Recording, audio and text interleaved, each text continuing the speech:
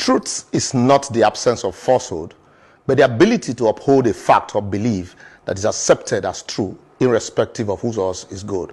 And until truth stands tall in our country, justice and a sane society will continually elude us. Nigeria and the value of truth. What is our truth? I ask these simple questions because with the COVID-19 pandemic, the past few weeks have been further exposed our deceit, lies, propaganda, and barefaced falsehood as a government and people in Nigeria. Is it with the death of the chief of staff to the president, or the lies and uncertainty about the death in Kano to the crowd at most of the burials? But why people in Lagos were complaining about the crowd at the burial of Sheikh Gomi Modugoni, a reverend cleric in Maiduguri last week, we kept silent in the face of the mammoth crowd and traffic in Lagos on the 4th of May, despite the state directives to the contrary. We refused to discuss refederating the country, but our state governors who had hitherto criticized previous government for deporting citizens from their state now deport Almajiris with ease.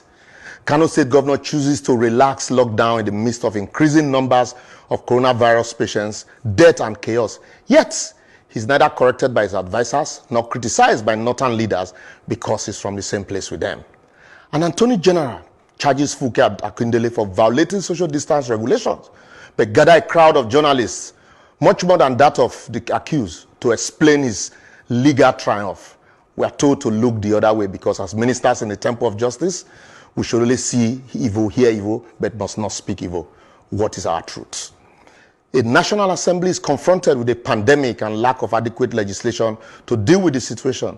And rather than confront the executive to find a homegrown approach and methodology to combating same, they must copy and paste in 1977 Singaporean law to compulsory vaccinate the people and compel them to comply, failure which they can be punished. Yet the same assembly is not channeling the same energy to create legislation that would compel actions towards finding a local vaccine stroke treatment despite the abundance of natural resources in Nigeria. A private institution spends time and money to research and create a cure for a pandemic, yet our government looked the other way because it didn't come from a foreign country. Maybe it's because of the donations coming in. An opposition party, once out of government, begins to criticize everything they once held tenaciously to as truth, while the ruling party begins to do exactly what they once condemned and criticized. Yet the wheelers and hailers in us will queue behind them, and we want truth.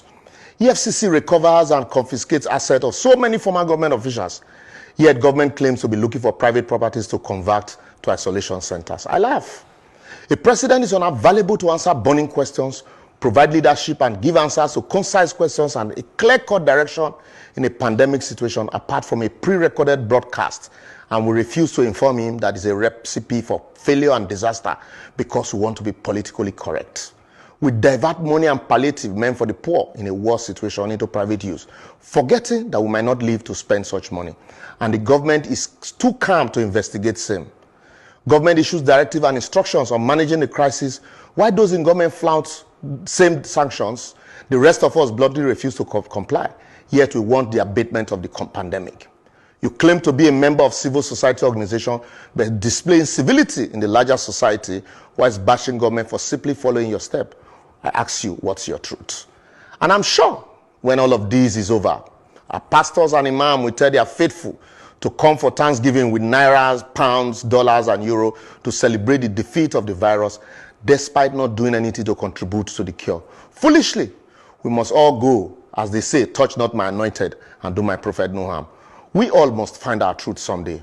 We close our borders to become self-sufficient in food production. But in the face of a pandemic, we don't even have enough food to give to the poor. Yet we all maintain a conspiracy of silence. We copy democracy and refuse to either practice it or modify it to suit our peculiarity, yet expect to excel in it.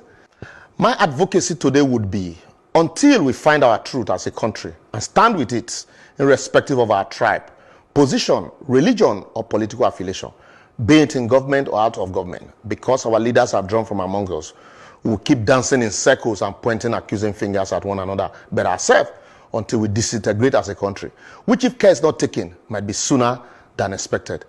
This is my truth. When you find yours, add it here, say it loud, stand for it and defend it, even if you stand alone.